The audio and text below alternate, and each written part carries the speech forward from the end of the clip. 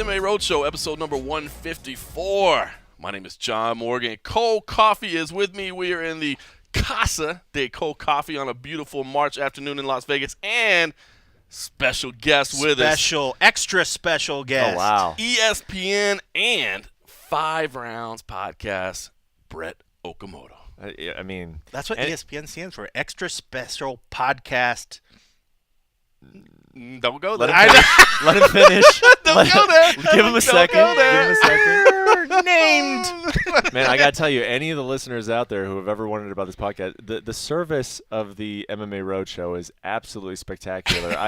I haven't even finished half of a beer yet, and another cracked cold one is sat right in front of me. Where is I can't even get through half of a beer before the next one is in front of me, and that's how the we type do. of service you want to find in Las Vegas. I feel like, right? Agent H handling business over there. It is, since we are in Las Vegas, of course, it is a Ballast Point home game. This right here that we're drinking. I was thinking we should have like bells and whistles. Okay.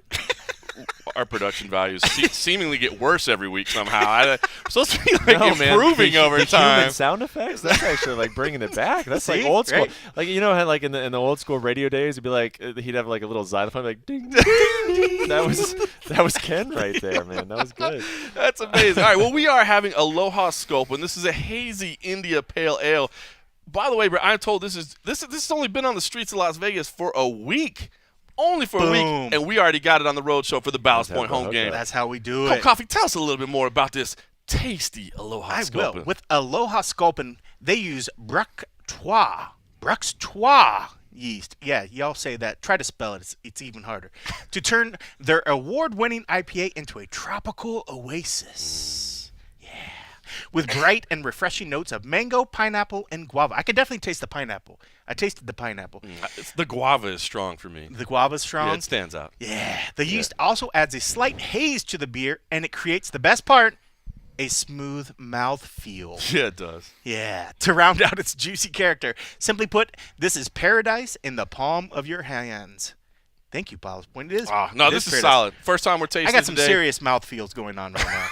I have to tell you. You guys And that have is some the best. absolutely expert palates here. Like I was on board with Tropic. I was tasting some Tropic notes, Right. and then you're like, oh yeah, I taste the guava. Like, Guava's you guys drink more What beer does a than I do, guava taste apparently. like? I'm not even sure if I've ever eaten a guava. I don't even know what a Is guava that the little looks green like. one? I was No, just that's the trying to. kiwi. I was That's trying the to kiwi. sound like intelligent and. Well, you have knowledgeable. good info because you reached out to Anthony, That's the right. best brewer in the world, first to get an explanation of how to actually say the Bruxtois.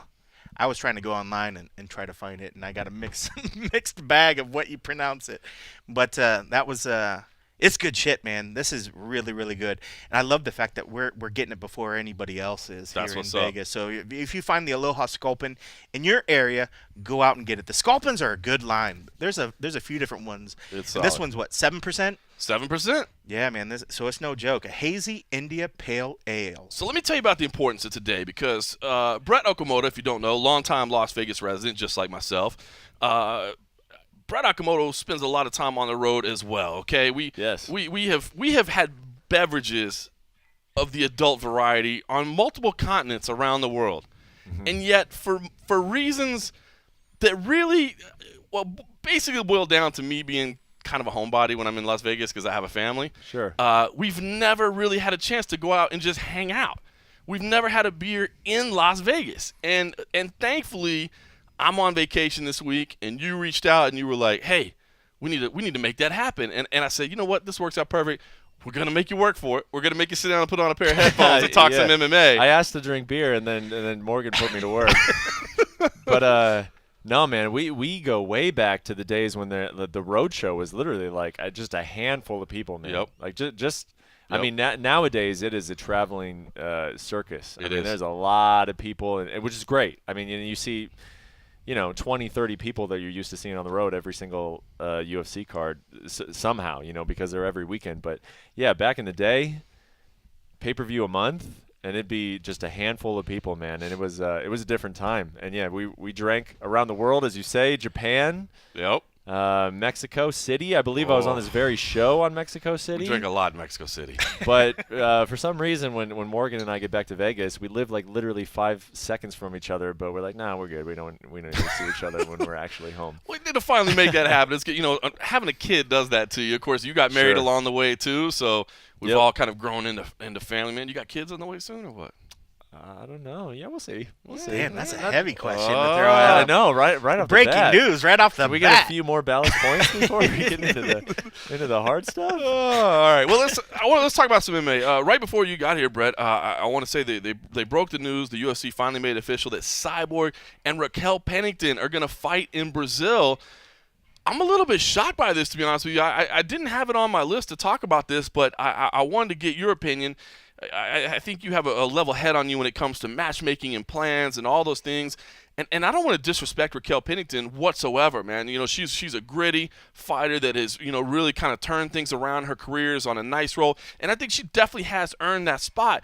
And you always hate when somebody has a title shot granted to them and then some kind of freak injury pulls it away from him. And I'm not saying that I definitely or that I wanted her to lose that title shot or whatever, but, I thought, Dana White sat up there the other night after UFC 222 and said, hey, to me right now, Cyborg and Amanda Nunes is the fight to make.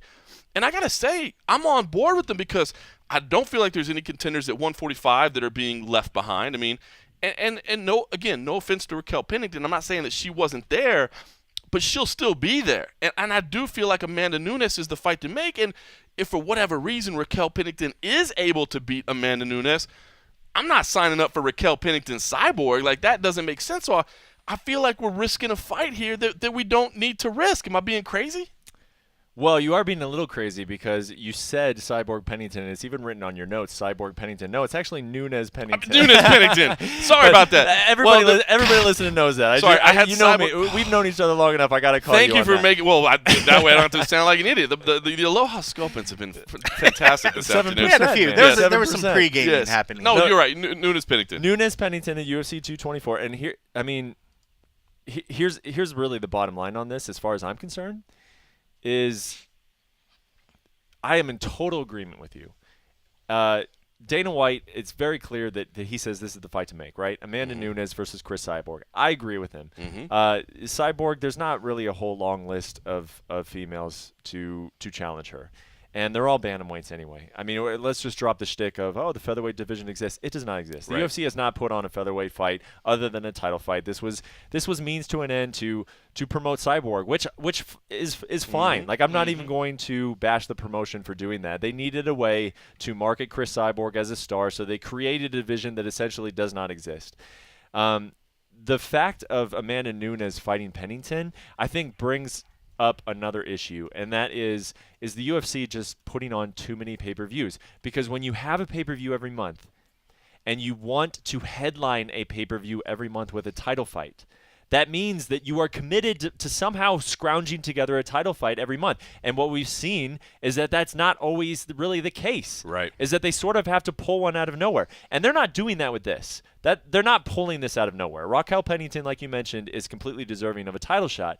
But if they weren't putting on a pay-per-view every month and they weren't obligated to say, hey, we're going to Rio and we need a main event for this, they probably would not be putting on this fight. They probably would be just waiting to set up the super fight. And so it kind of sets up this double-edged sword where it's like we have consistent events, and just the idea of having an event down in Rio in May, that's a great idea, but we need a main event for it. And you prefer a Brazilian headliner in Brazil, obviously. So you're forced to react short term instead of long term. And long term, what is the best fight? It's Cyborg versus Nunes right now. I agree. I think you hit the nail on the head there. And it kind of walks me into what I wanted to ask you about as well, is before we kind of had this breaking news of the Cyborg Pennington fight. Crazy. Yeah, crazy. I got to get back to my Extra computer, man. There's all kinds of crazy stuff happening. But, Cyborg Pennington. What a common idiot. All right. But listen, I did want to ask you about this is so here we are. We have this week off, right? The reason we're hanging out this week is so we have a week off.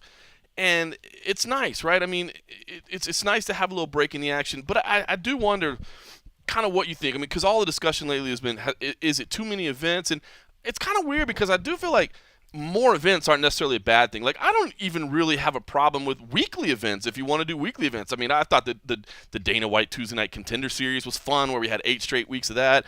When we had the Ultimate Fighter Live back in the day, and you had a couple of – I mean, I could do with shorter cards maybe not 13, 14 fights every single week, but I'm not one of those guys that feels like there necessarily needs to be less events. I think more programming and more slots for people to fight and build themselves isn't necessarily a bad thing. I know you're a baseball fan, a Colorado Rockies guys. I've never heard anybody, I mean, not seriously say, we need to have less than 162 games. You know what I mean? But I will say this, pay-per-views. Maybe there's too many pay-per-views, right? Like maybe. So what do you think?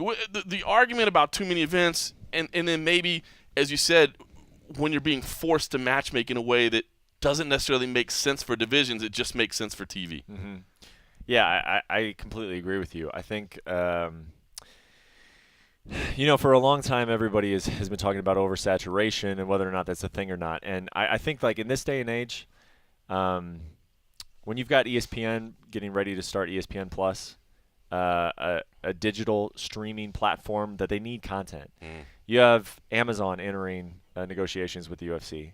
You have Fox, launching Fox Go. I don't think that there's necessarily this need to scale back on content because content is still king, and people are willing to pay for content. They need, like, it used to be, I come from ESPN, obviously. I've been there for 7-8 years, and it's like, oh, we have this much time to fill. We have this much time to fill. We have like an hour-long sports center. We have this or this or this, and in the summer it's like sports slow down, so we have time to fill, et cetera, et cetera. That's not really the case anymore. Time is just, it doesn't exist anymore. The platform is the platform. You watch it when you want to watch it. Right. And so I think that to all of a sudden scale back on content is foolish. It's not what you want to offer these different networks. One plus about the UFC is that they are a fight company, but they're a media company. They're a content. That's it right there. They're man. a content creator. It's a media company. However, what you mentioned, a pay-per-view every month. I just don't think in this day and age that people are necessarily getting on board with paying $70 a month to watch a pay-per-view that has been watered down. And I think that you can almost reinvigorate the pay-per-view market by saying, you know what, we're going to have 4 UFC pay-per-views a year. Wow. Almost like a WWE situation, And I'm not a WWE fan, so forgive me if I get this wrong. But what do you have? You got Royal Rumble, you got WrestleMania, you've got, what are the other two? There's two other ones. SummerSlam, is correct? that one? SummerSlam, that's one. Because I'm not a WWE guy either, so I apologize. Get people to get excited about buying a pay-per-view rather than being like, oh, I have to buy a pay-per-view. If I want to watch a title fight this month, I have to pay for pay-per-view. No. Be like, oh, man, like I just one more month until the next UFC pay-per-view where I know I'm getting 2 title fights, I'm getting this, that, or whatever. Create some buzz around them again. That used to be what the feeling was around some of these UFC pay-per-views, and now they're so rare, and they're so committed to like having to have one every month that they're sort of throwing things together. How many times have we seen a situation in which UFC is like, just trying to find its main event. An interim title fight made out of need. That's not how a pay-per-view should be. You shouldn't be trying to find a main event. You should be like, this is our kick-ass main event that we are providing to our fans for only $70. I agree. Yeah. I hope that whoever they end up with in their new TV deal can make that work financially and can appreciate that as well, and the UFC can make that work as well. I mean, we've seen the investor documents. I think the UFC realizes they don't necessarily want to be on that roller coaster ride of pay-per-views up and down. But, this week, so I say I'm cool with weekly events. I'm fine. If we want to do a card every week, I'm cool with that. But I will say this, having a week off like this, it has allowed for guys like Sean O'Malley, for Mackenzie Dern, even for Brian Ortega, who's a relatively new face to a lot of people,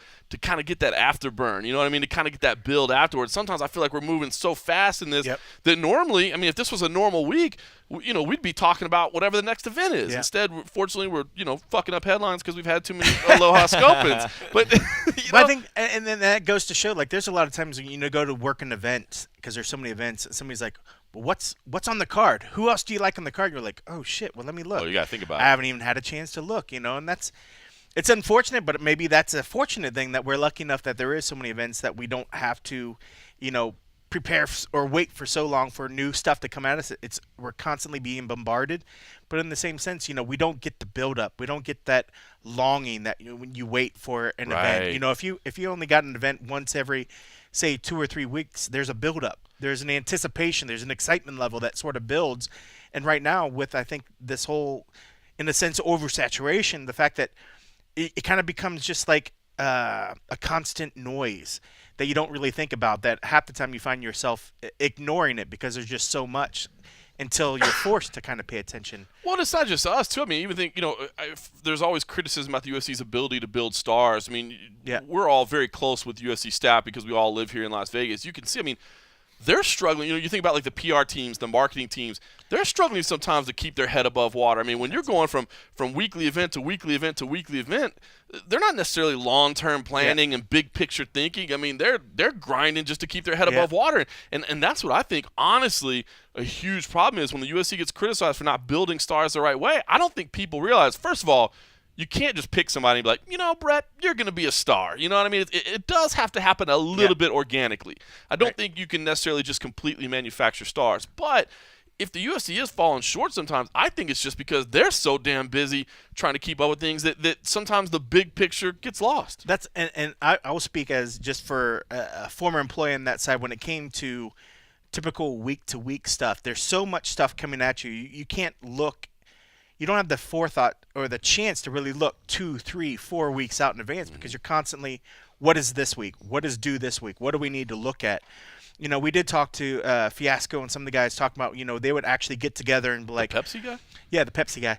Who are these stars? Who are the people that we should focus on? And they were almost asking us, right? Like, who are you guys think are the people? Because they're trying to look at it, but literally they're so busy and so swamped with the day-to-day that they have to do just to cover that week that they don't have the luxury half the time to really look to look at the people ahead, to have actually the time to actually breathe, to look, to think ahead. And it sucks because it's those people, it's those guys that are actually doing it. We know Shelby, we know these cats are looking always at these guys. They're always out there grabbing new talent. They're always going and getting new things, but they're not putting the promo pieces together. They're not putting the other, all these pieces together that really help bring these people up. I think that the problem there is it's the lack of communication when it comes to, say, even roster changes. I remember all of a sudden, there was never any big fanfare to do when fighters got let go. You kind of just found out that fighters got let go. Say if you had a project in mind, you're like, oh, I want to work with this part. I have a video of this idea of Pat Barry. Oh, I can't wait to do it. And then one day I walk through a hallway. I know, whatever. I just pulled Pat Barry. But that's exactly it. Because I remember one day shooting an interview in the studio and then walking out in the hallway and there was a box. I remember taking a picture. I never shared it because I thought it would be kind of callous on my part. But it was like fighters that were cut are no longer, I forget what the name on the box was, but it was something as cut and dry as released fighter, whatever, and seeing all these folders of all these names. And I remember thinking holy shit, this guy's no longer with us. This guy's no longer with us. There's no communication all the way through the organization of who's there, who's coming, who's still around. Half the time, I know guys that come to me now and say, oh, I get the news of whatever from you guys. I'm like, you're internal. How can you possibly be getting the news? I think that's a big problem. The company's getting so big. Like you said, the Shelby, the Maynards of the world, they understand who the talent is, who they're picking up. But does that necessarily mean that the people running editorial at UFC.com get it? Does that mean that the people at PR understand that the guy that's on the prelims today is somebody that we believe down the road could be a huge, and imagine, megastar? And Shelby's not going to be like, oh, hey, yeah, reach out to me. Ask me every day who these people, because he's already got so much shit going on. It's not like they could ever be like, hey, Sean, can we just sit you down? Let's spotlight 3 to 5 people a week or a day. When you have a roster that's over 400, 500 people that's constantly evolving, it would be a nonstop full-time job just for him to kind of give the heads up on who should I look at, who's this. He would never ever get to it, So it's tough. I think that's what the best part, and I think that's the I guess an eventual job of what it provides a function for what us as media do, is to find these people. Because I feel like the promotion itself is never going to do the job that's needed. They're never going to do it at a level that's best suited for the fighters to give them that notice. So I just wish that maybe they provide better access for us to gain maybe access to the roster. You're to a selfish videographer. I am a selfish videographer. Well, I will say this though, like, because you guys do a great job at Junkie of getting video of every single person on the card. But what started off this conversation was, are there too many cards? And I think it's there's plus and minuses like anything in this world, right? When you are having a card every week, it is just hard to get people to care about them. Yeah. And it used to be that, you know, in the absence of a card every single weekend, it did open the door of, like, even as a fan, it allowed you to be like, okay, there's not something like going on this weekend, so there's a card up ahead like 2 weeks from now. And it just allowed you to invest a little bit more. Like, I remember prelim fights did used to mean a little bit more. Like, if a guy was going through something, like Ronnie Yaya had an amazing story recently, right? His mother passed away. Yeah. He's trying to deal with that in a fight camp. 5 years ago, that's a big story. Right. And people are paying attention to that, and they're like, oh my God, this guy's mother passed away during his camp. He goes to deal with the funeral and still keeps the fight on. Yep. That's an incredible story. Amazing. Right?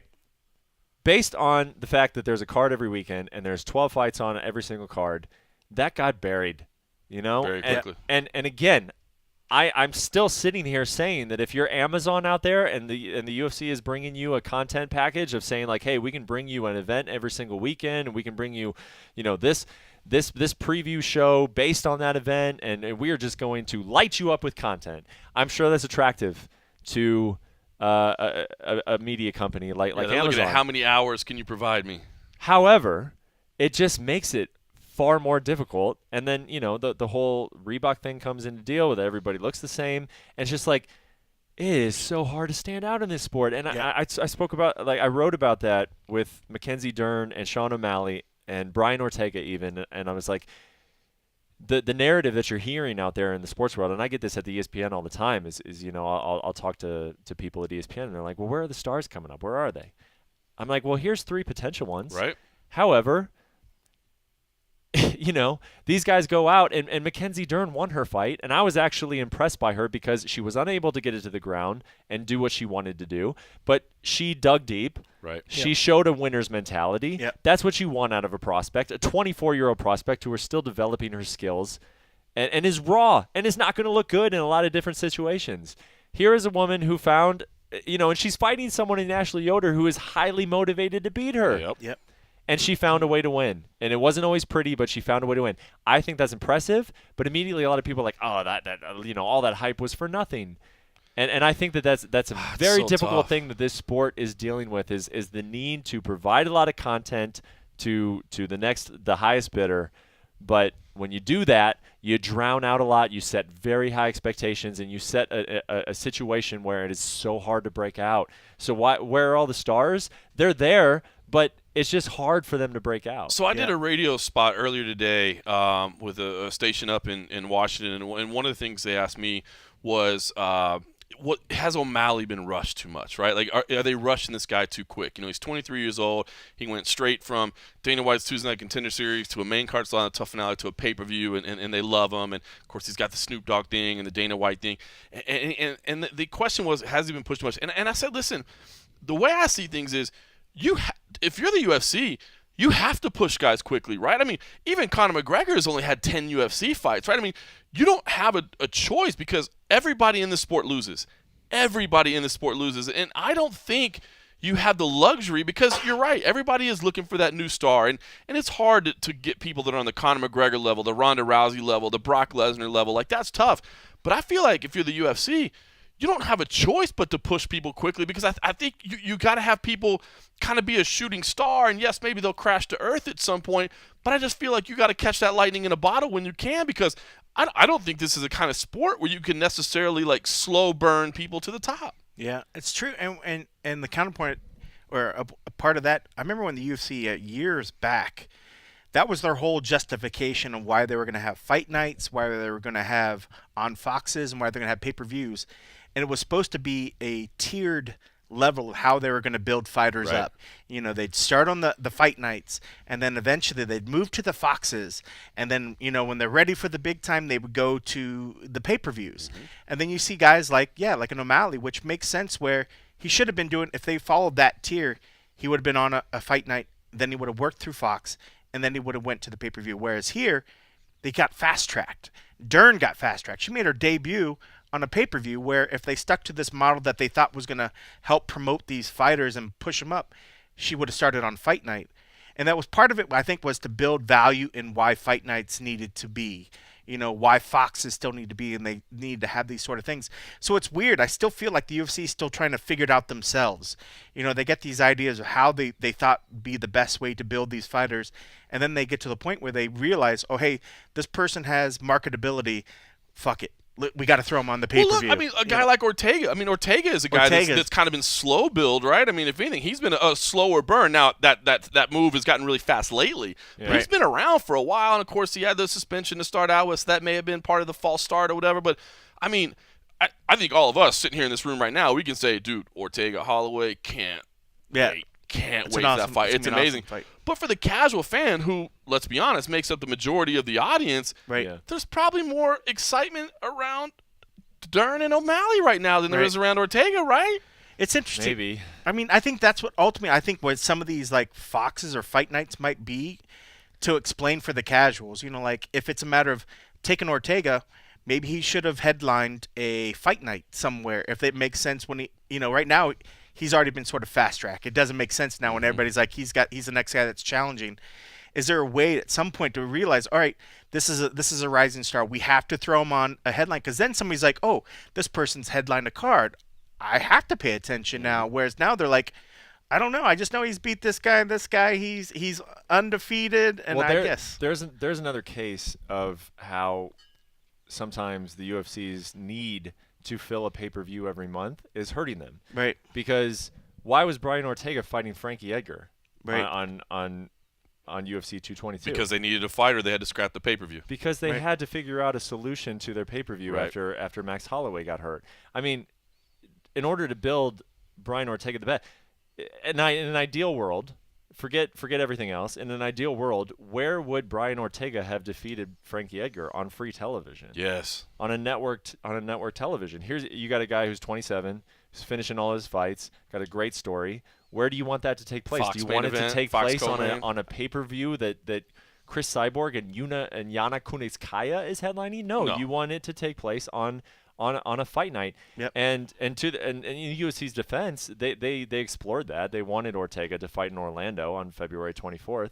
But here again, it's just like, well, we got to fill a pay-per-view. And now Brian Ortega will fill in. And it's like, and now Frankie Edgar, a legend of the sport, ultimately kind of gets dicked over because he's man enough to step up and take a fight that he really shouldn't have had to take. No, he shouldn't have had to take. And honestly, I think Max is at a detriment in this situation as well, because he kind of misses out on the Frankie rub. I mean, a lot of what builds a star is like, you got to beat legends. You beat a bunch of legends. How did Jon Jones get so big? He stormed through all those legends, man. Yeah. Shogun, Rampage, Rashad Evans. Now Max Holloway, he beat Jose Aldo twice, one of which was on short notice because Frankie Edgar got hurt. You know, it's like the UFC's strategic building is dictated by their schedule, not by their talent. It should be the other way around. Such a great It should be like, you have talent, how should we build it? Yeah. No, their entire fucking program is built on, we have a schedule, how do we fill that schedule? And it's backwards. I hadn't even considered that, man. That's such a great point, because you talk about, you know, if Holloway does beat Ortega, all of us sitting here are going to be like, oh, my God, that was an impressive victory. But most people are going to go, I mean, this Ortega guy wasn't all we thought he was going to be. Right. But if he beats Frankie Edgar, the man, the answer, the legend that's been around, you get that rub. Man, I hadn't even considered that. You're so right. That costs Max Holloway. Yeah, well, especially if Frankie and Brian was the main event of even of a random-ass fight night somewhere, that would be that victory right there. Not only does it build Brian, but also, I mean, even though a loss is a loss when it comes to Frankie, but to lose a headline event as opposed to losing a co-main slot, I think still carries more weight, and it pushes more props back onto Frankie. I mean, not that we all need to push props. Everybody knows what Frankie is, but the fact that if going into for the casuals, if seeing Brian Ortega as a victory, winning the main event of even a random ass whatever event going into a Max Holloway event, the casuals. I mean, I don't know how many times you probably hear multiple people that are like, why is this guy? Who's this guy? Yeah. Has he been the main event? I mean, I hear people all the time. They're like, well, I mean, don't see helped the him out event a lot, but not. Well, yeah, but that's was the people first that one. know it. But I mean, like, people want to see. They want to see the name. They want to see what event was he the main whatever. Yeah. Anytime somebody gets near the top, they want to see these multiple references of the person being the event with their name. Right. The event, their name. You know, so it sucks that they don't take the time. And you're right. I think it's a great point where they're instead of being focused around the stars, put them on events that could be maybe a smaller card, like a fight night card for, say, even like Tisha Torres. Like if that was a fight night main event or something, That would have been a good spot. you know, it would have been a better spot to where even if you take a loss, you still lost a main event as opposed to losing whatever, you know. That would have been a good main event. It sucks that, you know, with the way that their schedule is being built, that so many of these fighters, as opposed to what's the best trajectory path for them to where whether a win or a loss, they still maintain momentum. Mm-hmm. You know, it's so many of these guys are getting thrown to the wolves in a sense because they have to fill a schedule gap so that they lose the story arc. You know, they lose, and if it's about a story arc for each particular character, then it gets a little bit better. Look at Yuna Yana. I keep calling her Yuna. Yana Kunitskaya. Look at Yana. She just lost to Cyborg in the main event. She was part of she headlined a pay-per-view. UFC pay-per-view. Yeah. What do you think her next fight will be? It'll be buried. Yeah. Oh, yeah. It'll be buried somewhere. Yeah. No one knows who Yana Kunitskaya. No one knows who. No one Yana- says her name right either. No. that may be the ballast. In fairness, you talking didn't at this report point. Cyborg Pennington, so it's okay. Yeah. So I haven't done the dumbest thing on this podcast yet. A couple more Yunas and I will. But that's the thing. Like Yana, no one knows anything about her. Yeah. After that fight, she headlined a UFC pay-per-view. No one knows her.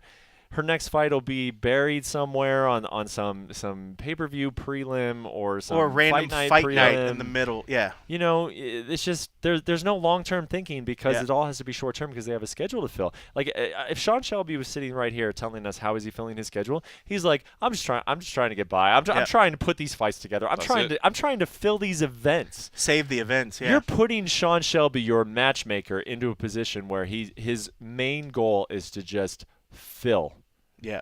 Don't fill, build, promote. That's what it is, and that's a problem. And again, I don't think there's necessarily too many cards, but they have to address this somehow because the way it's working is you're not building anything. You're just putting together fights in the hope that someone crazy like Brian Ortega, who don't forget, has been very close to losing a lot. Oh, yeah. He has been on the verge of defeat so many times, and he has somehow risen to it because of skill and a little bit of luck. Yep. So that's what you're hoping for in terms of building a star, and that is I guess it's one way to build a star, but it's probably not the best way to build one. So, Brett, I wanted to ask you, working for ESPN, I don't know if people can tell by your coverage or not, but, you're a fight fan. You get the sport, you understand the sport, and you follow all the stories in the sport, you know what I mean? But you're only allowed so much space. It's not MMA Junkie where we can write about every single fighter on the card. You're just not granted that opportunity. So I wanted to kind of ask you what it is, because we're talking about building stars, and we're talking about focus and that sort of thing. How do you go about picking who you're focusing on, what stories you write? Because I saw, and I will say this was kind of cool, maybe again because we had this extra week here, but, you got a chance to go back and do a follow-up with Andre Sukumtat, who wasn't even a star or a winner, but you're picking an angle that's incredibly interesting and that was fun. So I just wonder, you're trying to balance, I guess, the biggest names possible, but I know you're somebody that gets some of the sub-stories that are brewing under the surface. How do you go about your gig with ESPN of picking who gets that big shine of that ESPN spotlight? Yeah, I don't think it's there's a lot of rocket science into it. You cover the main events, and quite frankly, if I'm being totally honest, some of the main events are, as you know, they're fights that we would have seen on the prelims a while back, but they're main events, and every fighter has a story. All these guys are interesting. You very, very rarely, in case you run into a situation where a fighter's having like a bad weight cut, or they're just like, in a bad mood or something, you very rarely run into a situation in which a fighter just gives you absolutely nothing to write about, as and as Junkie knows, and that's why they put out stories on all these guys, because there is a story to tell about all of them. Yep. At ESPN, it's about covering the home runs as you could probably guess.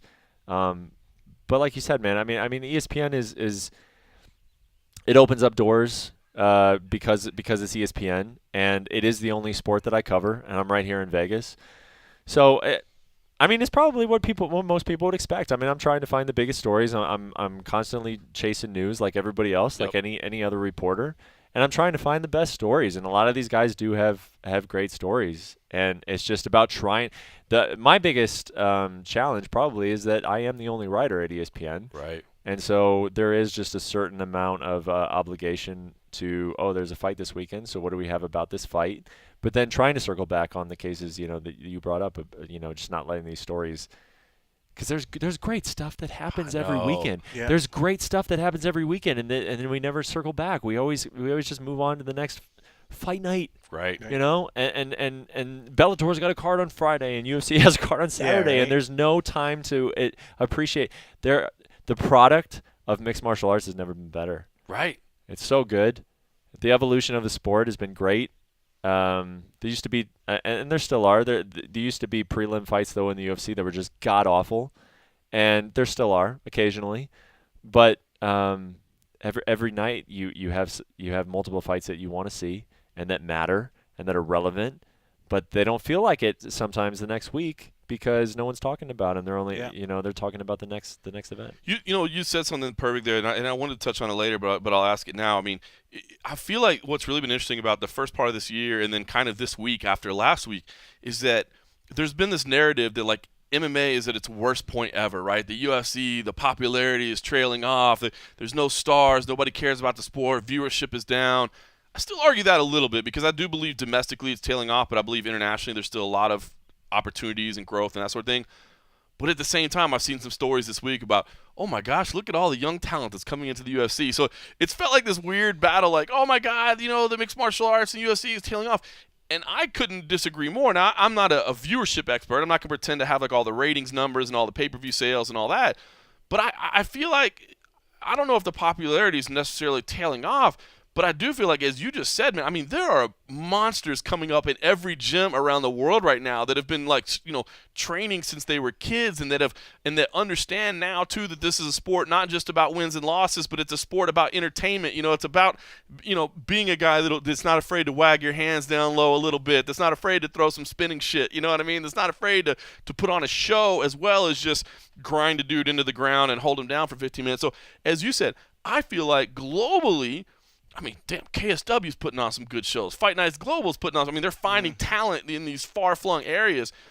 I feel like the sport has never been better in terms of talent. So it's just been kind of an interesting, balance between those two narratives that the UFC is sucking or MMA is sucking, but yet the talent is better than it's ever been. How have you kind of interpreted the way this year has started?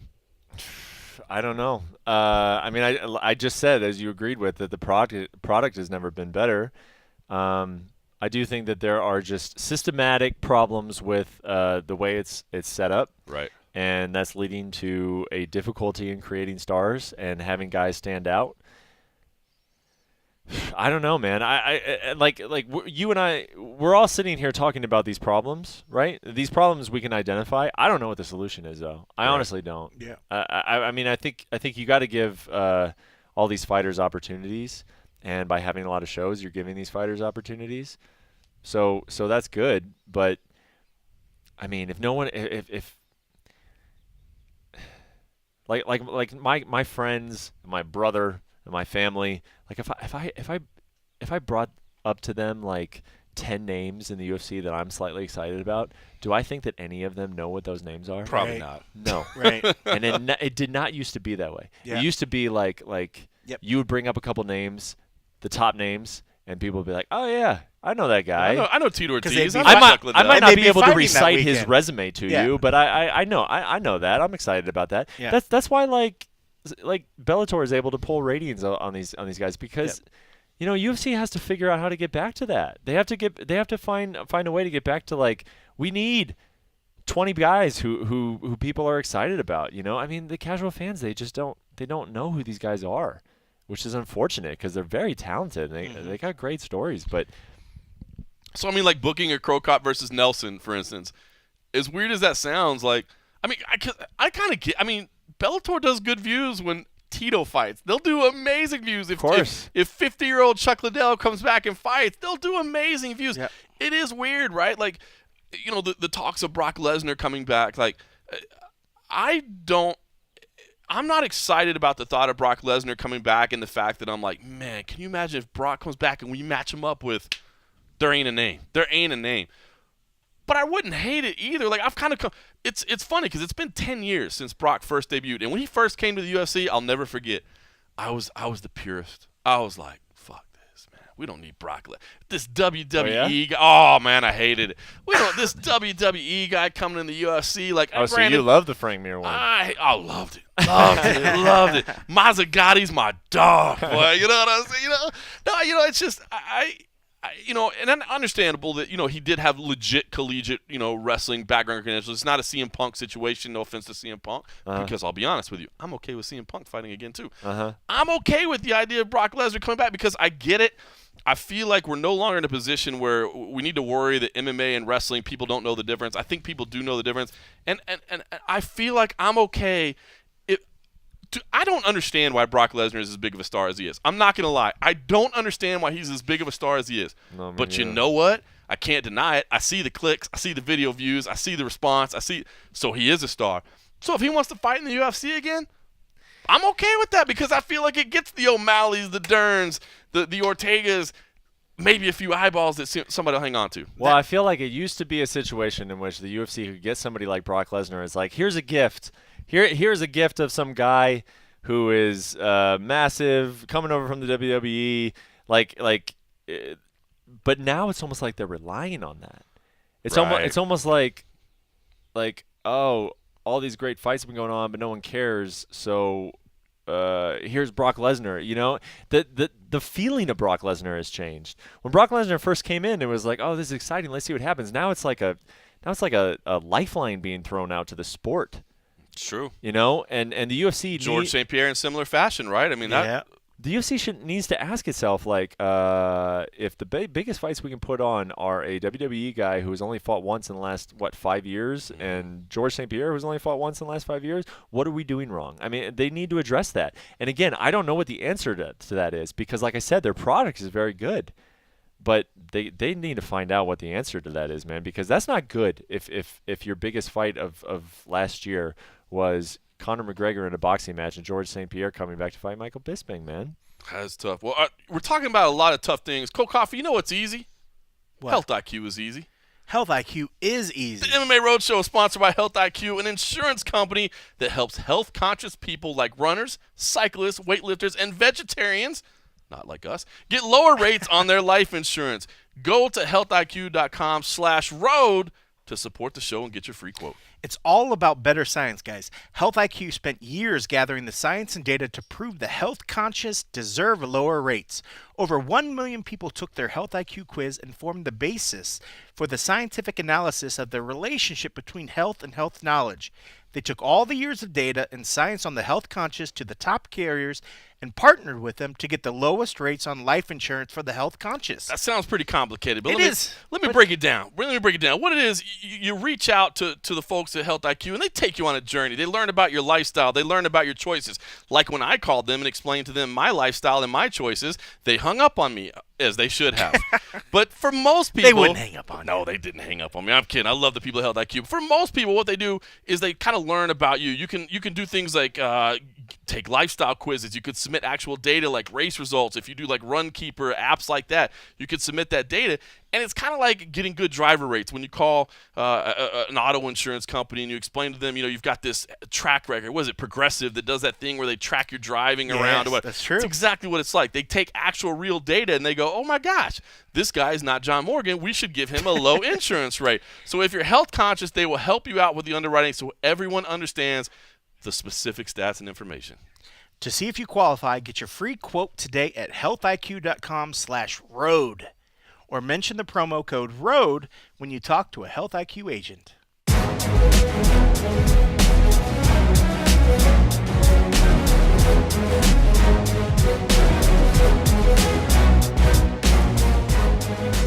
All right, Brett, well, listen, since we've been talking about all these kind of, just keeping it low-key, fun, having a good time, talking about things.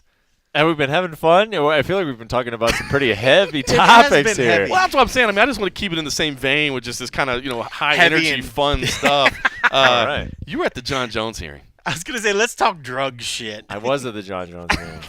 Let me get your impression. Myself and Cold Coffee, the way that we wanted to be there, number one, I will say, but just the way the schedule worked out, unfortunately, we both had to kind of stay back. We've had some staffing issues over the last couple of weeks. They've made Junkie. They've been kind of tough to deal with. But the jet, the Junkie jet was a little low on fuel. It was getting serviced. It was getting serviced. So we had to stay home. We had to watch it. We had to watch the feeds that everybody was out there providing. But thank you, MMA Media, that actually covered it. Thank you, MMA Media, streaming it. But I wanted to ask you kind of what your feel was, and I mean, obviously, we could sit here for hours and talk about this, but I want to get your overall feel because it was such a weird and heavy situation, and I, from the beginning, have said I thought Jon Jones was going to get 2 years. That's been my prediction from the beginning, and the weird thing is, I honestly don't think Jon Jones is a cheater. I really don't. Now, whether you want to call it bad luck, whether you want to call it just him not paying attention to what's going on. He calls it science. Science, whether you call it science kicking his ass, whatever you want to call it. Yeah. But I was shocked that there was not more of a defense. I mean, listen, I have been in situations where I have made some mistakes with my wife, with my parents when I was a little kid, where you just go, listen, I got no explanation. I'm sorry. Please just have mercy on me, and I'll be better moving forward. I get that. I mean, there's some degree of humility, I guess, in that approach, but there was nothing to me that I just thought, wow, this is a great argument. This is good for him. And man, the whole admission of I didn't do my online USADA training, which I got to think USADA is going to be pissed off about. Now, let's be honest, it's probably 99% of the roster doesn't do their own USADA training. If they have managers, they probably handle it for them. But yeah. I don't know, man. I was watching on a stream, and of course, because of that, I was watching Twitter as well, so I was seeing the comments. And just like watching a fight, there's a different feel between being cage side than there is watching on TV or being in the back or whatever. So I wanted to pick your brain real quick on that, kind of what feel you got from that and what you expect to see moving forward with Jon Jones. Yeah, I mean, being right there in person, I was literally sitting like 5 feet from him when all this was happening. Look, at the end of the day, I think that what was going to happen was going to happen, man. He was going to get his license revoked, and he was going to get fined because he can't account for the substance being in his body. So if you don't have a defense, and you know that, then you have to be anticipating certain types of questions. And I felt like Jon Jones was not prepared to answer those questions. And where the blame lies as to, is it on Jon? Is it on his management team? The attorney himself? The attorney, Howard Jacobs, who has a very good track record when it comes to this. Look, you don't have a defense. So smart people would acknowledge that and be like, we don't have a defense. So we're going to go in and we're going to basically say like, look, we can't account for this, but here's why. And Jon kind of did that, but he did that in almost a naive way where he didn't really expect any cross-examination. Right. Yeah. And so that, I think that was the big failure. He was going to get his license revoked. If you can't account for a banned substance in your body, you're going to get your license revoked. You're going to get fined. So that's going to happen. The question is, can you spin it into a positive public reaction or a negative public reaction? And I don't think he had a positive public reaction whatsoever because he just was not prepared to answer any of those questions. Did it feel uncomfortable in the room? Did it feel awkward? Well, I will say that I thought Jon handled himself relatively well because a couple things stood out about that hearing. One is that Jon, just like the last time, when he got suspended for the 2 anti-estrogens, You got the strong feeling from Jon that he only cared about, and I shouldn't say only, because of course he cares about how long he's suspended, but he cares if people know or not whether he was intentionally cheating or not. True. You're right. And he was like almost obsessed with like reminding people like, hey, you sort of found out, the arbitrator said that I didn't cheat. I was just reckless. And he was like almost obsessed with saying that. And at that hearing at the hearing for this positive drug test, it was very similar and reminded me of that, because he was like, I don't know where this came from, and I didn't do anything wrong. I didn't do anything wrong. And so that's almost all he cared about. So I thought he handled himself like pretty well when it comes to that, because he never wavered from that. But again, even if that is your stance and that is what you truly believe and that is what you want to convey to people, you still have to anticipate certain questions being asked of you, and he was not prepared for those. And so when those questions came, then it got awkward, and he kind of got a little bit you could tell he was getting like a little bit testy, and he was getting sick of these guys asking him personal questions and like bringing up his past and this or that, because in Jon's mind, it's just very as simple. It's black and white as, did I cheat or not? Did I try to cheat or not? And I didn't, and it's like, yeah, that is the crux of this matter, Jon. But it is also like, if you can't account for that substance in your body, then your past is going to come up, and you need to be prepared to answer those questions. I agree. I saw a lot of people that were like, I can't believe the CSAC is asking these type of questions or whatever. But to me, granted, it's not a court of law or whatever, but if your defense is, I have no defense, I don't know what happened, then of course the other side is going to lay out a pattern of behavior, right? I mean, that's natural. I mean, because that's your defense. Exactly. It's your word. It's your word. Exactly. You'd love to have the incident be on trial, quote unquote, air quotes there, so to speak. But if there is no real argument, then it's your character at that point, right? Yeah. It's like, hey, you know me, I wouldn't do something like this, and I hated seeing it. I appreciate their line of questioning, and I appreciate that it seemed hard at times. And we've heard Pat Lundvall try to be the bad girl, the hard ball at times, and it just comes across weird and awkward. Most people always attack Pat, but the way that the commissioner asked the questions, people are like, oh, okay, that's a legit question. That's a good question. Other than the Stephen A. Smith discussion. Well, that's a whole nother story. That was so awkward and weird. I'm sure you as an ESPN person appreciated that. But I like the fact that when they asked the question, she asked a pointed question, just wanted him to explain. Even the fact when, it got a little weird, but it was like, all right, well, tell me how you've changed. Give me examples. And he'd say something. No, but give me specific examples. I liked how they pushed on him, because it got to a point where they're like, all right, you're speaking in generalities. You're telling us you've changed. You're telling us you're becoming a new person. How? Mm-hmm. How has that changed? And even I appreciate the fact that they're like, have you thought about management change? Have you thought about maybe changing the fact of who you surround yourself around? And it felt to me when I watched it that it was the lawyer and him had talked on the phone and said, all right, I know you have a reputation. Management probably found this lawyer for him and said, this guy's good. He's got a good track record. And he is. Howard Jacobs is well known. And it just felt like they were like, all right, Jon's like, I don't want to do an open statement. I don't want to do whatever. Can you just ask me questions? What was that all about? Can you just do it? He didn't have a statement. Yeah. He didn't have an opening statement. It was weird. I thought maybe he would come and at least had felt like he had thought about it. Whether even that morning on the plane ride or the train. even off the cuff, man, you just like come speak from your heart, and to not be able to speak from his heart and have to be like, I'm not sure where to begin. Can you ask me questions? Then it felt like, okay, it's been somewhat scripted in the sense of what he was going to do, but it also just felt like they didn't practice. There might be some people out here listening to this podcast saying like, oh, what's the big deal? Jon Jones is like. Hi guys, like I have nothing to hide. Ask me any questions. There are probably some people out there listening to this right now are just like, well, what's wrong with that?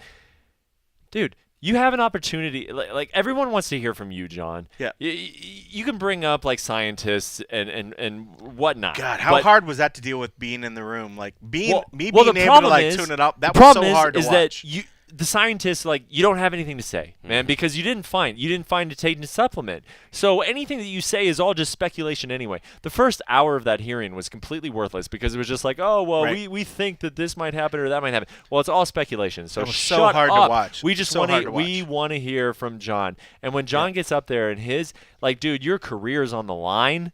You are the greatest fighter of all time, and you don't have an opening statement? Not good. Yeah. Like, you haven't thought about this more than an hour. Like, you couldn't come up with something. I think you saw it gives a minimum 2 years. All right, so here's but did you feel it was weird? I mean, I don't know. The worst, the part that freaked me out was the fact that the commission, besides revoking his license, didn't impose anything else besides a huge hefty fine. Right. I thought that they would have at least tried to make sure that a minimum time had been set for them to be like, we'll see what USADA says. Just felt to me like there was a lot of behind-the-scenes talk that had happened. Even the commissioner, or I'm sorry, the guy that came out and put his recommendation for punishment, I felt there were a lot of behind-the-scenes conversations that happened because the guy could have went a lot harder. For him to be like, let me just come out and say, I like the guy. Yeah, you're talking about Andy Foster, who is a guy that, by the way, is one of the most committed and professional and proactive guys out there. And you know what? I'll let Brett answer this one, and then I want to get to something else with Brett. But I mean, because Brett, I think, to be honest, if I remember looking on social media, I think somebody asked you point blank, what do you think is going to happen? And you were like, fine and revocation. And this was like before anybody started talking. So you nailed it on the head. Cold Coffee saying, listen, I feel like this was probably set ahead of time. Obviously not going to ask you to reveal your sources or anything like that. But do you feel pretty much, because I think you even just now you said, listen, what was going to happen was going to happen. So you feel like that was pretty much a predetermined thing regardless of what was said there? Yeah, unless Jon came up with some crazy because I knew, just speaking to people who were around this case, I knew that it did. Let's just say this: it did not surprise me that Andy Foster came out at the end and said, "I believe that." And look, I don't think anybody wants to come down on Jon Jones. I think that's what we're talking about. And so, for your point, Cold Coffee, to say that it surprised me that they didn't put on a specific time frame. I don't think anyone wants to be the guy, the bad guy, the body that comes down on Jon Jones, because I do think that there is a lot of people, experts. All the experts that I've talked to who say it doesn't look like he was actually trying to cheat. Like if he was cheating, then he got terrible advice and he's an idiot. You know, that's kind of what it comes down to. And so no one really wants to be the organizational body or the regulatory body that hands puts him down on the shelf for 2 years or 4 years. Yeah, Jon stops Jones. a person from So earning a I living. think California kept their options open. They revoked his license. He can reapply for a year. They could turn him down if they wanted to. Exactly. It just keeps all their options open. Right. And so they kind of like give it to USADA. And so now we'll see what USADA does. And I agree with you that I think it's more than likely 2 years. I kind of thought less than that before the hearing, but I think once you go out in a public hearing and it's just you offer nothing, right? You offer no defense, then and it's the second time you've offered no. The dick pills or whatever. Not that was no defense, but it's a very flimsy, it shows to show a pattern. It shows that you're careless and reckless. Yeah, it shows that you're careless and reckless. So let's answer the question that really everybody wants to know: when is Jon back, and who does he fight? 2-year fine or 2 years suspension, and he fights Brock Lesnar, who still has suspension to serve too. So he fights Brock. So the I guess the suspension starts in August of July 2017. Yes, it'd be August 2019.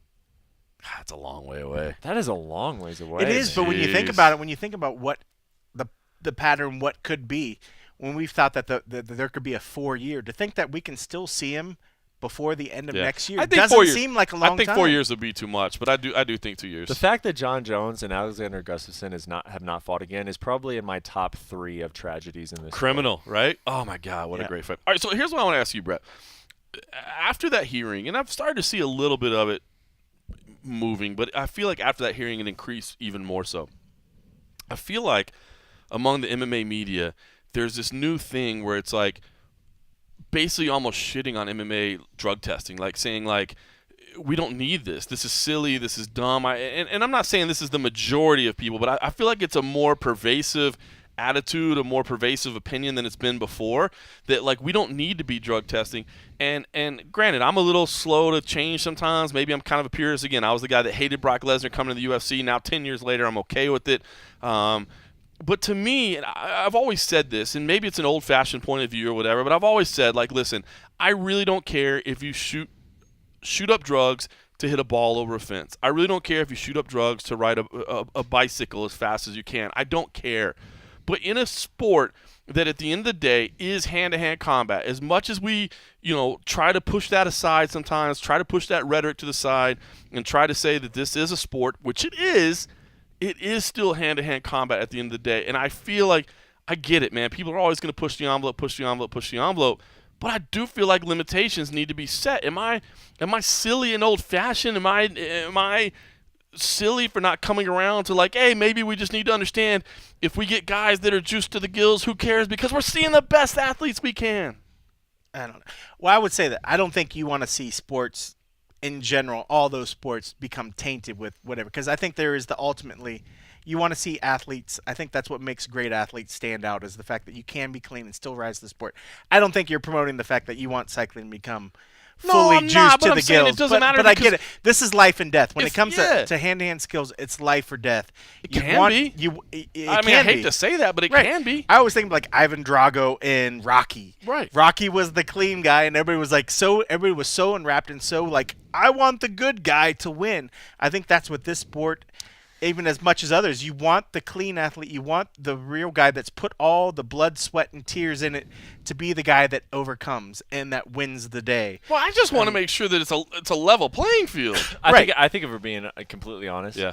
The biggest fear is that someone gets hurt and then someone pops. Right. That's probably the biggest. And let's just be honest. It's not someone hurts. It's someone dies. Yeah. And the other guy pops. I think actually if all the cards are on the table and we're being honest with ourselves, I think that's probably what the biggest need is for drug testing is because guys cheat in every sport, but we're dealing with a sport where someone could die.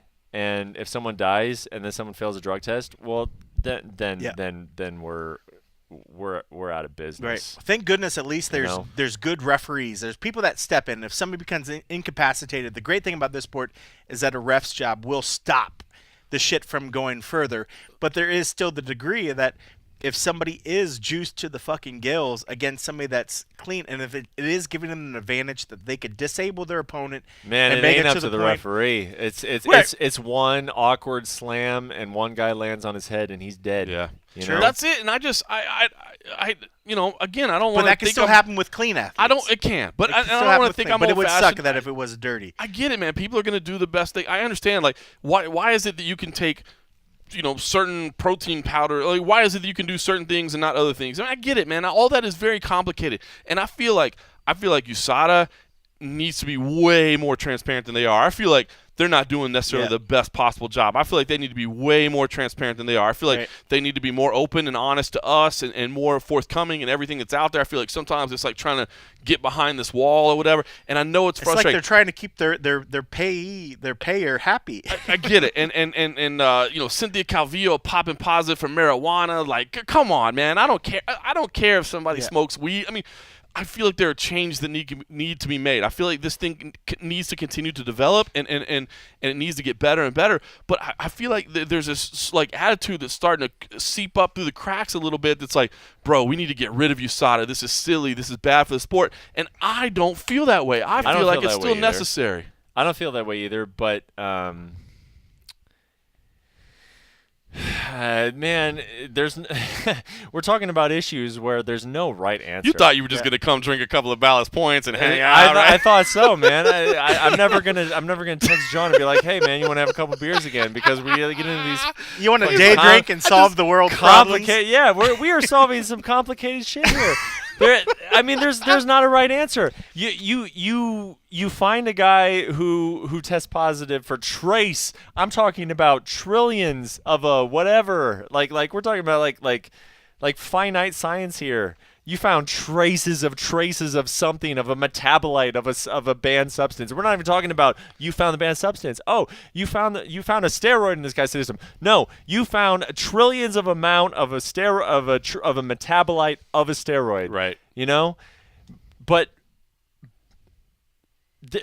there's not a great answer to that. Like, yeah, you found it, and so now you have to go into this process. I think probably the best thing is make the process of appealing it as easy as possible, as cost effective as possible. You've been found of having this or that, you know. Yeah, bro. What about it? Costs money to the do Russians this that were out $10,000 and oh my, you know what I mean? That's tough. At the end of the day, I still think this sport is better off with USADA than not. There you go. I think that if a major injury happens, that it's better to say, hey, we ponied up all the millions of dollars to do this. I think what Bellator is doing by ignoring this and quite frankly kind of running in the face of it, you know, I mean, it still reminds me of the Kimbo Slice situation, where he was scheduled to go fight in London, even though he had been found of a banned substance. Like, that is bullcrap, and eventually, you just hope that doesn't end in a tragedy that Bellator then has to answer for. But I think UFC is doing the correct thing. However, there are very, very, very legitimate complaints about the USADA program and the length of time it keeps you out and the cost that goes into it. The time it takes to return I don't know what the answer is. But it does seem better to have it because, I mean, I think if anybody out there complaining the fact of, oh, I was really looking forward to this card and so-and-so fighter got popped and now I can't get it and I'm so pissed off that they exist. I just wish they would go away. That's a chicken shit. I mean, it's just bullshit because at that point, you know, you even listening or as just want entertainment, got to still realize that these are people, these are real lives that are involved in this sort of thing. And like you said, you want an even playing field. You want to have some legitimacy to what is going on. Yeah, it sucks. A fight might get called off. And as for like the punishments and time length, that's a whole other thing that's for people much smarter than myself. But for the fact that there needs to be somebody that's at least paying attention to look at the athletes that are going in there. If you're willing to go in there and go mano a mano or womano versus womano, you know, and have totally correct. Totally right. Somebody across from you, you want at least to understand that the person opposite of you has done the right things and done the legit things, and so that you're on an even playing field. I think with the greatest thing about martial arts, you know, you test yourself to a certain level, and you want it to be about that, not just an entertainment level that is basing on why these people are able to do what they do and all the rules. You made a great point. At the end of the day, if you're a 20-year-old coming into the UFC, do you feel like you're on a more even playing field than you were 10 years ago? Do you feel Absolutely. like, oh, I have to take steroids in order to be competitive? No, you probably don't. And that's a positive. I agree. Yeah. All right, listen, I should say, if you like what you're listening to right now, which you should, because, I mean, Brett Okamoto in this bitch just handling business. Right? That's what's up. What you should do, you should go to iTunes. You should, like, search frantically to find 5 Rounds Podcast. It's not easy to find. It's not that hard to find. I'm just kidding. It ain't that hard You to should find. subscribe to his podcast, of course. And, of course, along the way, you should make sure you subscribe to the MMA Roadshow. Do us a favor. Give us a few likes. Leave us some feedback if you want. I'm sure Brett would say the same for 5 Rounds as well. I will say this. We're also doing something a little different this week. We're launching Patreon.com. We've talked about it. We've made the decision. We've discussed or in French, it. that would be Patreon. Maybe it is. Listen, bottom line is this. Patreon. That sounds so like fancy. For the past 3 years, the content here has always been free, and it's going to continue to be free. I don't want to charge people for content. We are just a couple of idiots with a frosty beverage and some MMA talk. So I don't want to charge anybody for that. But I will say this. There are costs behind the scenes. There are things like, buying the equipment, as we were talking about. The headphones that we use are $600 headphones. There's some nice headphones. They're nice, but They're it makes very sure that comfortable, it though. makes sure, right? Aren't they comfortable? And the sound quality is nice. And we want to get another one. So we could have 2 guys. We could have 4 people on a round table. That's something we want to do. Just doing things like hosting the website itself, hosting the podcast on different servers, being able to. It costs money. We want to do upgrades. We want to do things like video, man. Like if you wanted to see right now what it's like at the Casa de Cold Coffee, We could have that. That's right. That would be a super expensive. Yeah, but more probably when we're on the road is probably what you'd rather see. Like you don't want to see my living room. More far-flung destinations, but we want to do that. It costs money, and so listen, we're going to keep the content free. But if you happen to love the show and you're willing to dig deep into your pocketbooks and give us a couple bucks a month, we would really appreciate that. And I promise you, we will work hard to earn every dollar that you contribute to us. What you can do, go to www.patreon.com/the MMA Roadshow. Nice and easy to remember. Nice and easy to remember. I will put a link on the website as well. You know, like this has just been coming together. We've been talking about this for, it feels like forever. We thought about the idea to do it, and today we finally really squared it up. And I'll put a link on our website, and so make it easy for you guys to link to this. But, you know, it's one of those things that we never thought we wanted to do, but ultimately I think it's one of those things. It just helps because we want to find a way to make things better. We throw things together what we can with what we do. That's how we do it. It's not like we'd ever charge for what we do. I mean, that's not what this is about. That's not about taking the and a half shows, even though it's been suggested to put those behind a paywall, which makes a lot of sense. But that's also, we know the shit that you guys love, and we don't want to take the shit that you guys love away from what's free and whatever. But it's about making things better. Man, I would love to have, I was telling John, I would love to have one of those 360 cameras so I could sit in front of us. So while we're sitting in whatever random last location in whatever fucking country we happen to be in, you could watch us stream and talk all the bullshit, even the stuff that never makes it to a show, but be able to just scroll and see around the bar, see around whatever hotel room. And we can have live interactions. And we with can have live fans interactions and stuff. And that's hopefully what we're driving to. Yep. And whether or not you want to pull your wallet out, we'll probably still drive towards that way regardless. But you guys have always been great, and it's for you that we do this stuff, and it's for you that we lose all the fucking sleep in the world and all the stuff when we go to the airport. But it would be great. So this is just another way we reach it out. I mean, this is not us saying, like, you guys have to do this. But for those of you that have reached out to us and said, is there any way we can help out with the show, this is a way for you guys to help out. So we set this up today, and it is now live. So feel free to hop on there. And, there you go. Patreon.com/the MMA Rojo. And you'll see some things. People that are committed to the family, trust me, we're going to take care of them, all right? We're going to do things. We're going to let them help direct the show at sometimes. Like, this is a freebie here because he got in before the Patreon.com. But my man Jay, and I'm gonna I don't know his last name here, but it looks like Gagliulo. Is he Italian? I don't know. I just threw that out there. But listen, he had this question, and I thought this was an interesting question, and he sent it to me a couple weeks back. I wanted to get you guys' take on this. Now, check this out.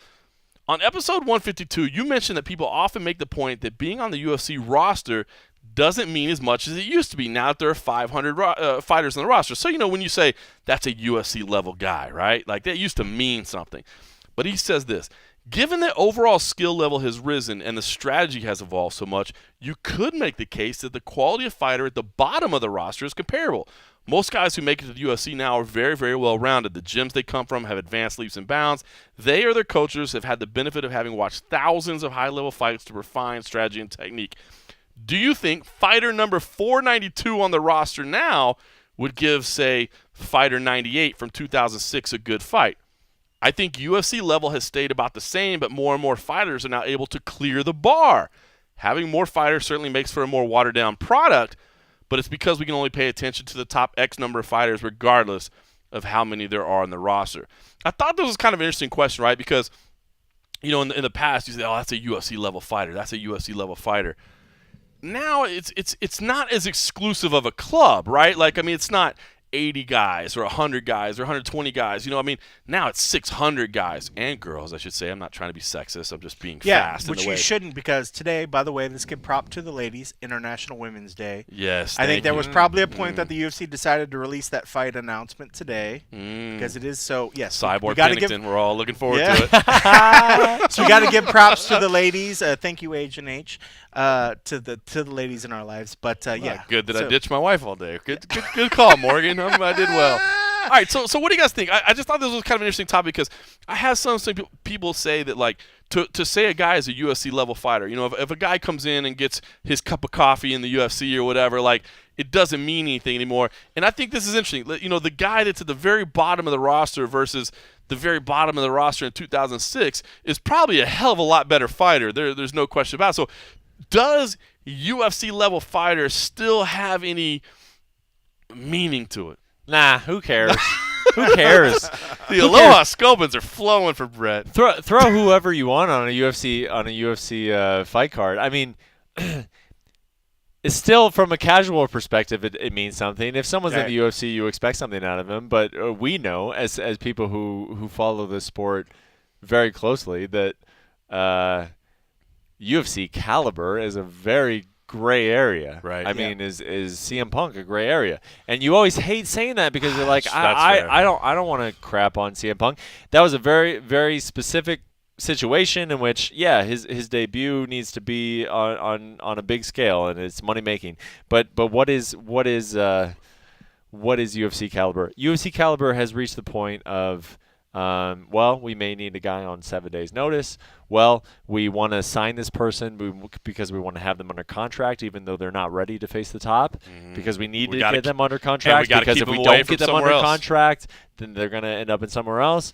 So UFC caliber is a relative term. It means whatever you want it to mean. Quite frankly, it does. That's a good point. I didn't really think about that. I will say this though. Take the and I don't want specific names, so don't but it's probably CM Punk. Take the worst guy on the roster you know what? Take CM Punk out of the equation. That's not fair because he's not a lifelong he's like a special asterisk. He is. Listen, and he is. And Brett, we've been you'll probably agree with me, right? Like CM Punk's a nice dude. Like he's a good dude. I am a CM Punk fan. I am too. Yeah, I am. All right, so take him out of the equation. He's a special equation. Take whoever you think the worst guy in the roster is. Just don't say anything. Just put it in your mind, right? Don't say anything. Don't be that guy. Don't let the Sculpins be talking. All right, the worst guy in the roster, and then think back 10 years ago. Whoever the worst guy on the roster there is, right? Like, the worst guy on the roster today, even though it's expanded 5 or 6 fold. Kicks that dude's ass from 2006, right? Or 2008, Jesus Christ. Well, I at least think that when you top to bottom look at the roster now, there's certainly a lot more fighters now that would fit under the category of well-rounded. Mm-hmm. I think when it started, you had people that were specialists. This was a jiu-jitsu guy. This was your striking guy. Now the level of a person entering the UFC, I think, has reached a point where you have a certain level. You have a certain level of competency when it comes to fighting. Even look at the latest Tough. Granted, they stretch for areas and things they want to look at. The latest Tough was about undefeated fighters. Right. They were hoping for, I think, 6 fights. But I think there were some people that got in as low as 3 undefeated fights. But that was like maybe questionable or whatever. So I definitely think that, yes, while there is, and it's not like they're like, roster number 498. It's not like they have an internal banking order of number 1 to 520. That's not how they do it. They just fill the roster based on depending on the weight class, and even then they start doing their own little internal ranking. So it's not like 498 can beat number 16 because that's not the same thing. It would never be that particular way. But the overall level right now, the fighters that are coming in are at such a higher level. That's just the nature of the sport. That's just the nature of the fact that it's been around. Alexander Hernandez the other night, that dude that came in. Right? And this is a guy that did life insurance or mortgaging. He was like a loan originator or some crazy shit. Please don't ever let me meet that dude in a dark alley. It's unreal, but he can fucking get you a deal on some fucking houses or something. It's unreal the people that are coming in. So I think there is still something to the fact of whether there is this quote-unquote UFC caliber, because I think there's a level where they expect people to come in. It's shattered. If Demi Lovato was like, hey, I train on the weekends. Oh, you put her in. And I want to try a fight. You don't think Demi Lovato could get it? But that's the thing. There is definitely still that entertainment side. I think they've gotten away. I think we realize when the way that these fights come up and there's the entertainment value, we've gotten away from it being a pure sport. That happened a while ago. Oh, it happened a long time ago. Maybe a while back. Maybe that's when the roster was back. The way you think about UFC caliber has to change. The way you think about UFC caliber now is I would totally watch Demi Lovato fight, by the way. She's fucking hot. Yeah, I would too. God damn it, I would too. But the way you think about UFC caliber, she refused a picture with my wife. She was training at Extreme Couture and she was rolling. But that's and so she was kind of sweaty and stuff. And I get it. She was self-conscious. I don't even like pictures of myself when I'm like. But I'd be like, bro, I'm in the gym, yo. But she wouldn't take a picture of my wife. So get your time off. Okay. Anyway, sorry. Answer me this. Hold on, wait. Answer me this. Is any famous person not UFC caliber?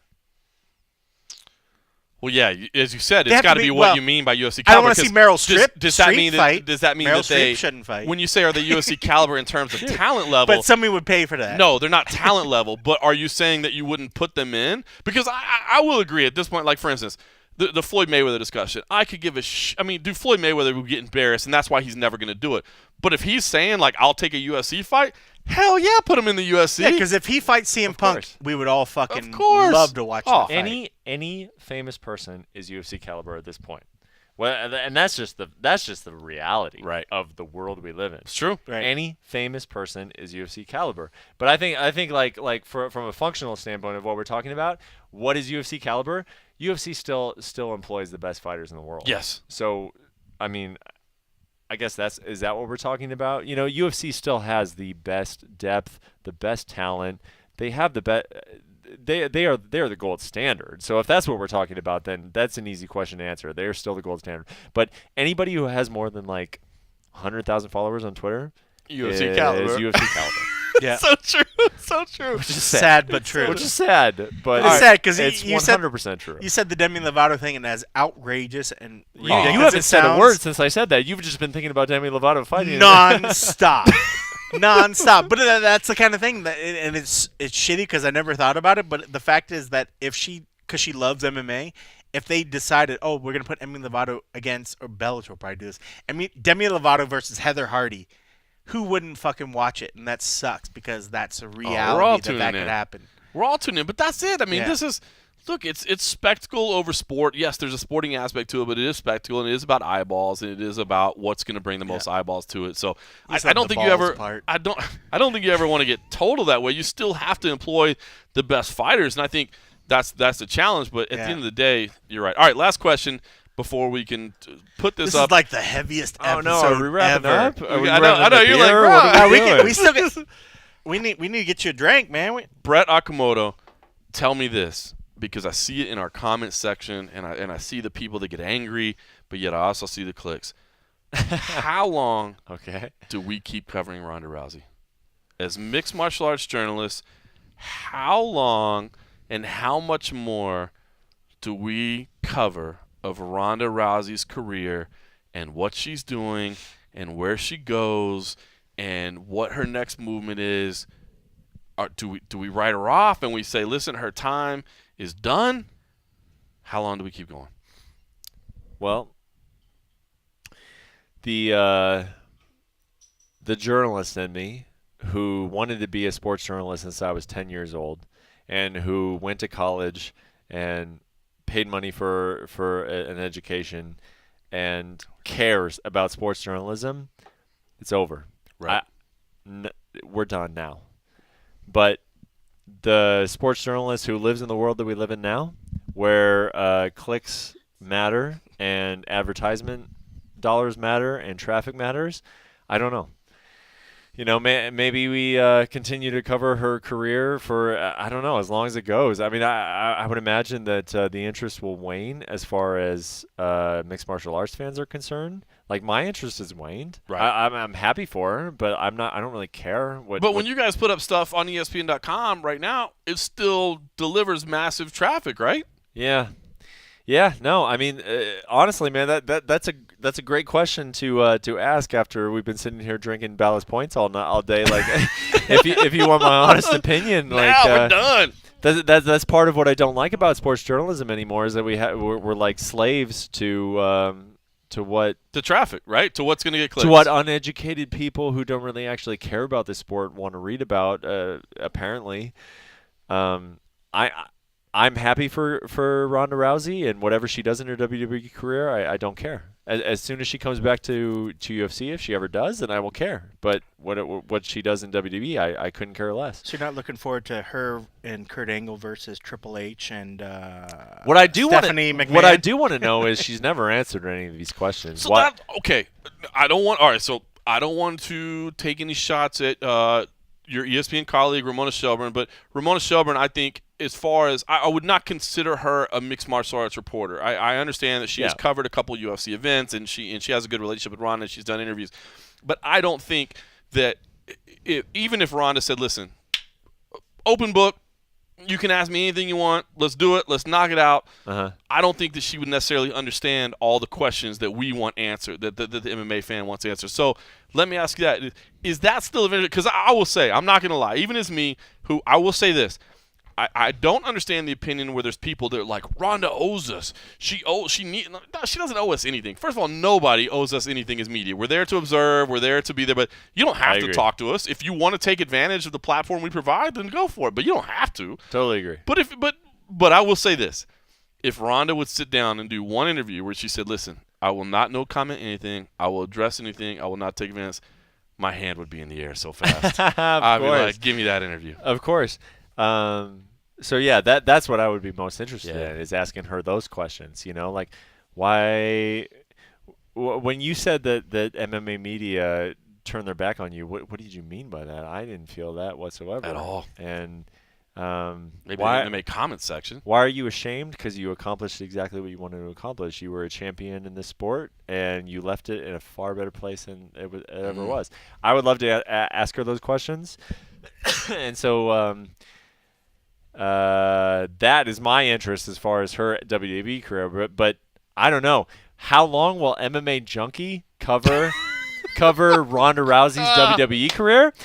John, if we're being honest, if we're having an honest conversation, I believe that it will last a while. Forever. I believe that they will talk about it for a long time. Yeah, no, I agree, dude. MMA Junkie's going to keep talking about it for a long time. Trust me, it still gets views. And even when people click in just to say F you Junkie, which the last bit, like, you still click, bro. So we're cool with that, I'm not as interested anymore. I mean, I guess maybe like her first – to me, I guess maybe her first actual appearance or something. I mean, like, I don't know, man. Let me ask you a few questions.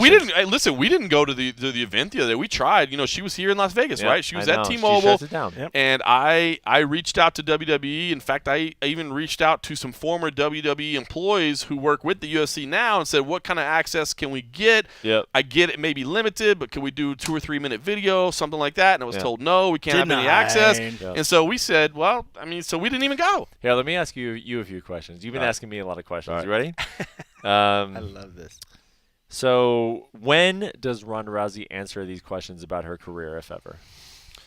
Honestly, I think she answers them at some point when she's got a book at like 40 years old or something. Like when it makes her money. Yes, when it makes her money, when her athletic career is done, her performing career is done, and now she's trying to be on the talk show circuit or something like that. I think that's the first time she answers it. Okay. Do you think she ever fights again? No, I don't think she wants it anymore. I think she, learned that the home fight wasn't a fluke. Learned that her heart isn't in it anymore, and good for her because from all accounts, she's pretty frugal with her money, and so she's got a bunch of it tucked away, and she doesn't need to fight anymore. And she loves this stuff at WWE, and she's having fun with it. I mean, we know the stories of when she was a kid, right, and the Hulk Hogan pillow that she used to wrestle with and all that. So, Good for her, man. Yeah. Does Conor McGregor fight the winner of Khabib versus Tony? Who wins? Listen. That's a good question. All right, so listen, I think he should, and I would love to see it. I think that he wants no part of Nurmagomedov, dude. I think that's a horrible matchup for him. But here's the thing. We did that interview last year, the famous interview with Dana, where he dropped the Conor told me he wants to fight Khabib in Russia, and everybody's like, no, he didn't. No, he did. Conor's crazy. Conor wants those things. Now the people around him realize, maybe that's not the best thing for you. Oh man. Honestly, I think now, especially, assuming the fight happens and he's stripped, I think the GSP fight's the first fight that's out there for him, right? Don't say that, John. That's the first fight that's out there for him. At least there's no.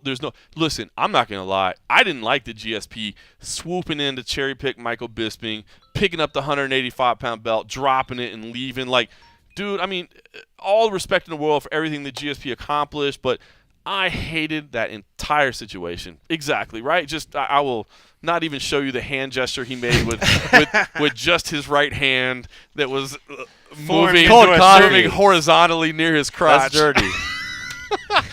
No, you know what? Listen, he's looking for the biggest money fights, and if you can fight an old GSP versus either a Tony Ferguson or a Khabib Nurmagomedov, who comes off that fight just looking like a beast. I mean, those dudes are monsters. Not to say that Conor's not a monster. I'm not trying to take away from Conor, but Conor is in that area where he gets to kind of pick and choose things the way he wants based on financial outcomes, and that's what.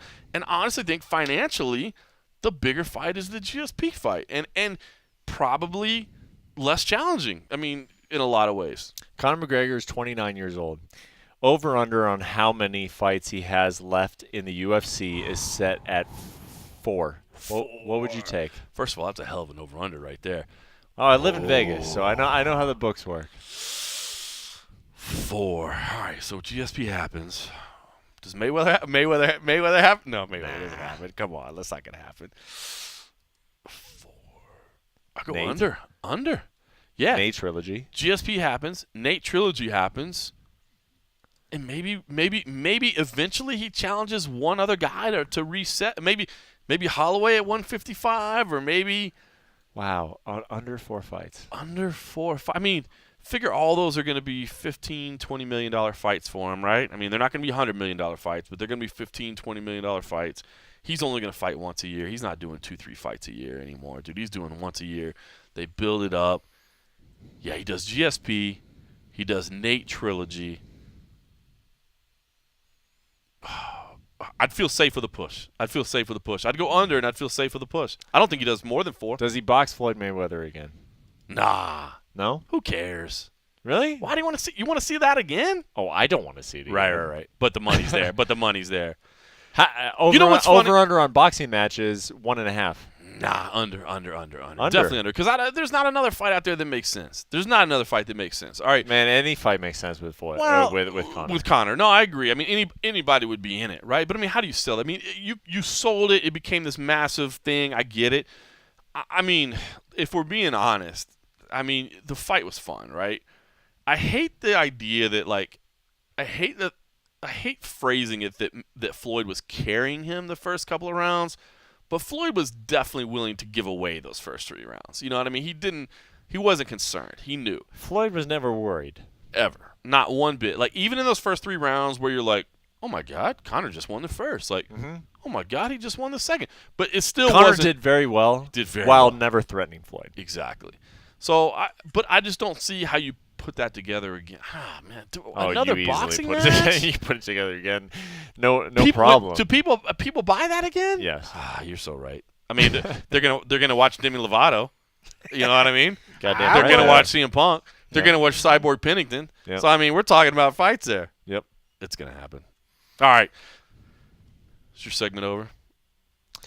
I felt like I had more, but then I got depressed when we started talking about Conor's future fights. So, I'm glad I've lost my train of thought. After 8 years in Vegas of not having a beer together, now you understand why, because I just was going to depress you the whole time. But Brett Okamoto, man, I think this was fun. Hopefully we can do it again. Hopefully we'll pick less depressing topics the next time out. We'll have some fun. I mean, I live right down the street from where we're taping this, so yeah, let's do it again. What's the best way to people to find the 5 Rounds podcast?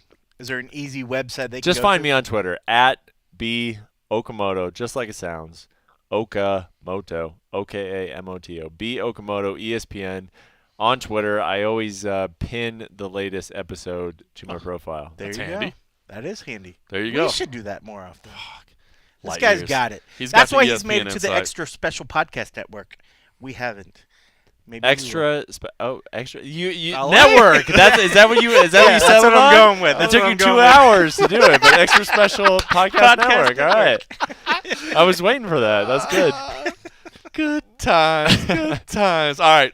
Thanks for listening.